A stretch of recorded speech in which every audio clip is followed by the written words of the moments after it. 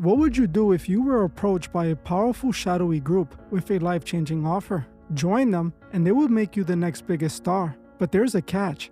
The initiation comes at a steep price that frankly, most aren't willing to pay. For you to receive the world, they must first receive the soul of a loved one. Now ask yourself, is that a deal you're willing to make? I know I wouldn't, but in Late Night with the Devil, that was an offer Jack Delroy couldn't refuse, as he does the unthinkable to become the top name in late night TV. While something like this only seems possible in a movie, I can assure you, the real-life inspirations behind this movie, including the secret gatherings at the real-world Grove, are even more unbelievable. Today, we will be decoding Late Night with the Devil to show how it completely exposed Hollywood. By the end of this episode, you will never see Hollywood the same again. Late Night with the Devil follows Jack Delroy, host of late-night talk show Night Owls, who is returning after the tragic death of his wife. With his ratings tanking, Jack is willing to do anything to stay on top, a desperate move that many claim is the reality for those climbing the Hollywood ladder. He stages a Halloween special featuring a psychic, a skeptic, and a parapsychologist with her 13-year-old patient who survived a satanic cult. This cult worshipped a demon called Abraxas, a deity the parapsychologist claims the little girl is possessed by. Now make sure you remember that name because its real-world history is exactly why this movie is so deep, and we will be getting more into it later. The show takes a dark turn when the psychic starts projectile vomiting a black substance and dies. But things only get worse when the possessed girl tells Jack they've met before under the tall trees. We go way back. We met amongst the tall trees. For anyone who knows about the real-world Grove in the California Redwoods, that phrase is a direct Easter egg confirming what this movie is truly about. The film ends in pure chaos. In the most memorable scene of the movie, the demon takes over the little girl. Her head splits in half and glowing lava shoots out the top before she begins attacking everyone. Out of nowhere, Jack is suddenly transported to a nightmarish version of the show. This is where the movie stops being a story and starts becoming an expose. Jack didn't just stumble into this. It's revealed that Jack joined the Grove during a ceremony where he made a deal with the devil under the tall trees. He agreed to sacrifice his wife's soul in exchange for fame and ratings. In a final horrific moment of manipulation, Jack thinks he's ending his wife's suffering with a ritual dagger, only to realize he eliminated the young girl on live television. Now, while this might seem only believable in a movie world, you will be surprised at just how much this film got right and how closely it mirrors reality. From the Night Owl symbolism to the secret society at the Grove, from the deals for fame to the heavy sacrifices attached to them, this wasn't just a movie, it was a glimpse at the hidden mechanics of Hollywood. We are going to decode it all right now, so make sure you stay to the very end because this one gets deep.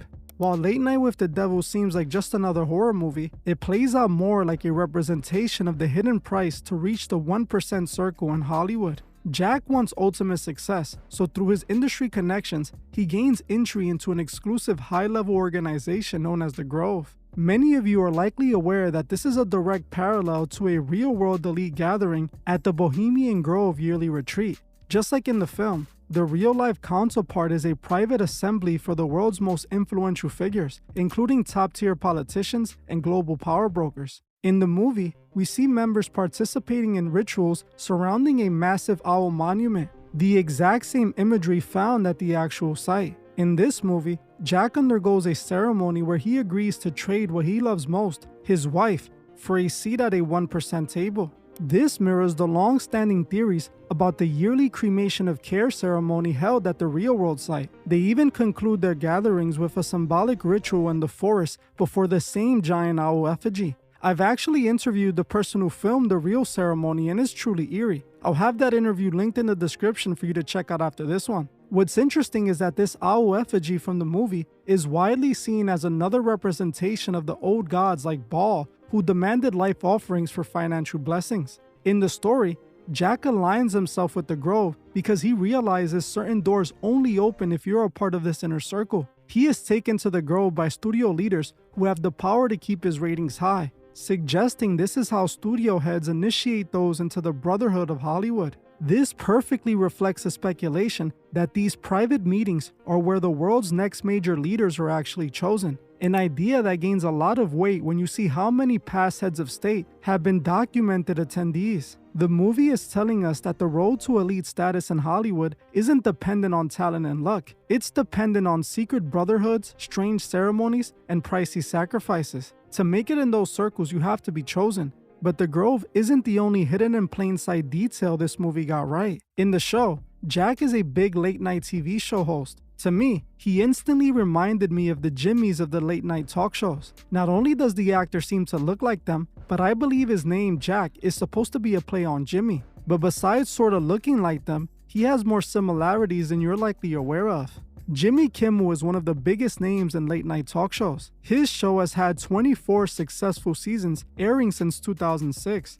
Jimmy Kimmel is the pinnacle of late night success, the exact level Jack Delroy was willing to do anything to reach. But the comparisons go deeper than just their careers. When you look at where the Jimmy Kimmel Live show is actually produced, things get interesting. It's filmed inside a historic Masonic lodge in Hollywood. This means one of the most influential platforms in media is hosted directly inside the headquarters of an organization known for its private ceremonies and inner circle memberships. If we listen to what this movie is telling us, reaching that elite status isn't about luck and talent. It's about being chosen by the order. Kimmel literally hosts his show out of a secret organization's headquarters. Kimmel has a recurring bit titled, "We're Going to Hell," where he and other A-list celebrities sing about their eternal fate. Has anyone here ever actually been to hell? Yeah, absolutely. Everyone? Of course, yeah.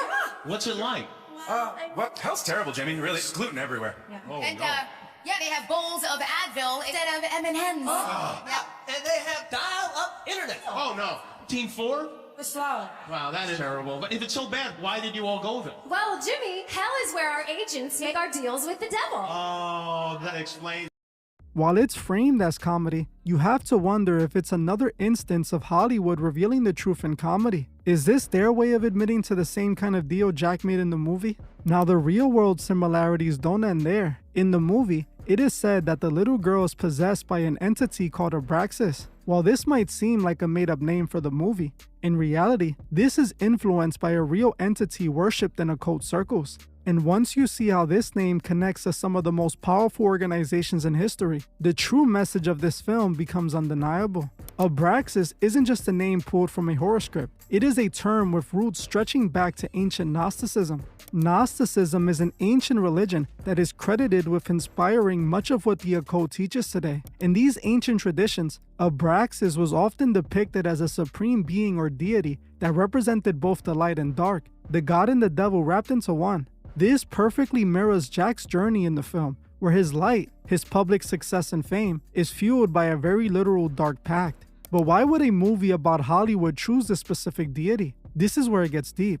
If you look into the literature of high-level secret organizations, the name Abraxas appears frequently. Influential figures in Masonic history, such as Albert Pike, have discussed the symbolism of Abraxas in their writing. To these groups, Abraxas often represents the higher being that is associated with the balance of opposing forces, a concept that is central to many inner circle rituals. This name wasn't just randomly chosen. By using this name, the filmmakers are signaling to the audience that the code in the movie isn't just a random group of villains. It's a representation of real-world orders that have existed for centuries. The symbols of these organizations are everywhere in this movie. Like I previously mentioned, the owl is a primary symbol for many of these elite circles. It represents wisdom and the ability to see in the dark, a direct reference to seeing what the masses cannot. In the movie, they make it clear that this owl was the power behind Jack's career. You likely noticed the owl right in the show's logo. It's a clear signal that this organization is the silent partner behind the success. But it goes even further.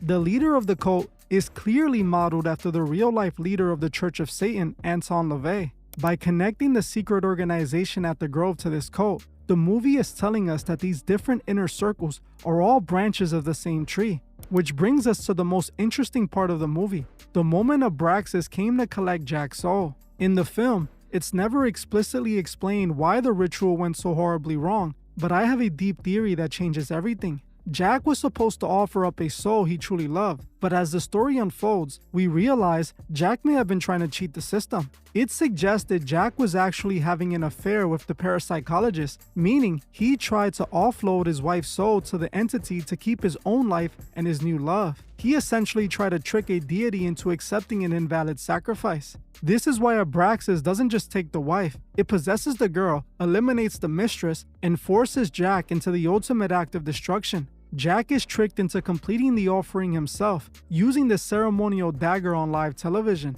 This is essentially confirmed by the final Easter egg in the film, the end transmission text at the bottom of the screen that suddenly shifts to "so it is done."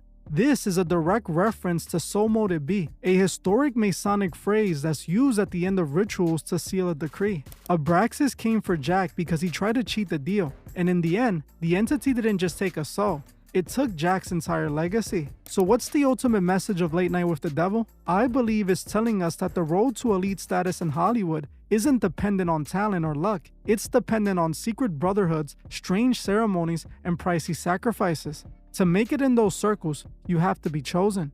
Jack Delroy thought he could make a deal and keep his love, but as we saw, once you sign that contract under the tall trees, the debt is always collected. This movie isn't just a horror flick, it's a representation of the hidden price to reach that 1% circle in Hollywood. From the real secret lodges where these shows are filmed, to the symbols hidden in the movie, the truth is closer than we think. The next time you turn on a late night show and see those familiar symbols, remember Jack Delroy, remember the Grove, and most importantly, remember what price they possibly had to pay to get there.